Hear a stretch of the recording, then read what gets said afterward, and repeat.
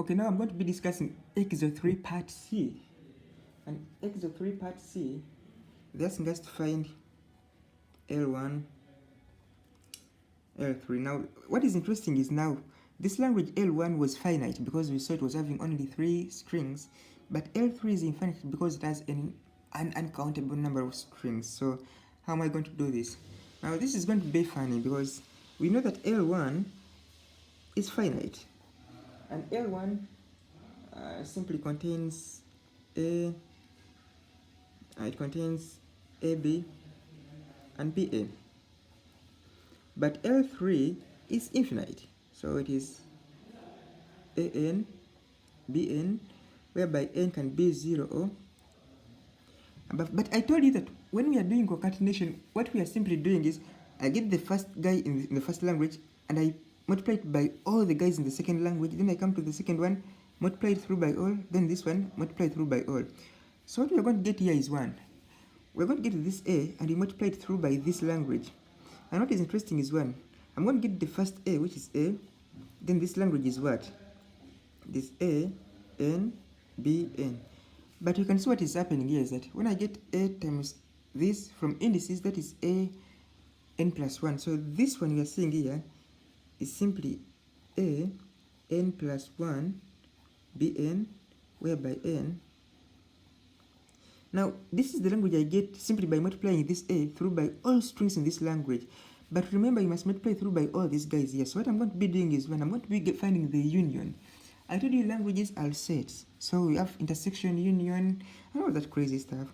So I'm going to say that, sorry when I keep on moving this paper, you know what is happening is that nobody is holding the camera for me, so I do it by all myself. So sometimes the work may go off the camera, so I must keep on moving the paper around to stay in focus.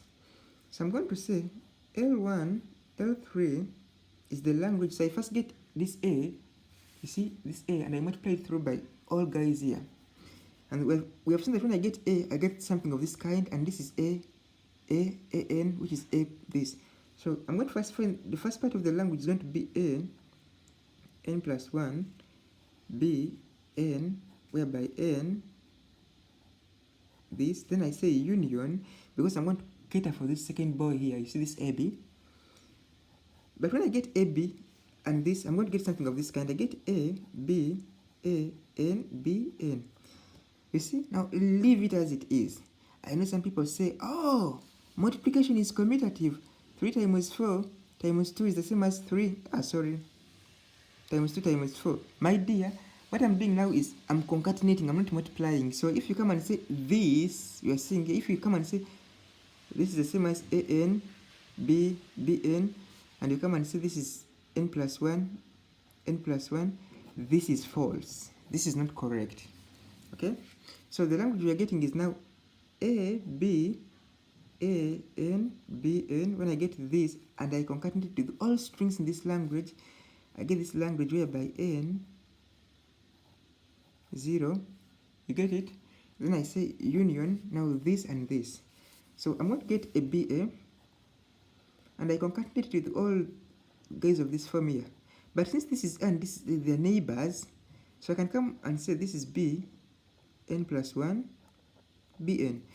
For this one, I didn't do that because A and AN are not neighbors. We have a B in between. So for this one, since they're neighbors, we can do it freely. So that language is going to be B, A, N plus 1, Bn, whereby N. That. Stupid easy. We are using union simply because a language is a set, and sets can be unions. You can have intersections, you can have complements, you can have Cartesian products. I think you understand what I've been doing, and this makes sense. Now you see that when one language is finite and another one is not, things become somehow complicated, but we can do it still. It is not that hard. So this is the language we have, and when you go and cross-check with the solutions that they provided, this is what they have. Thanks.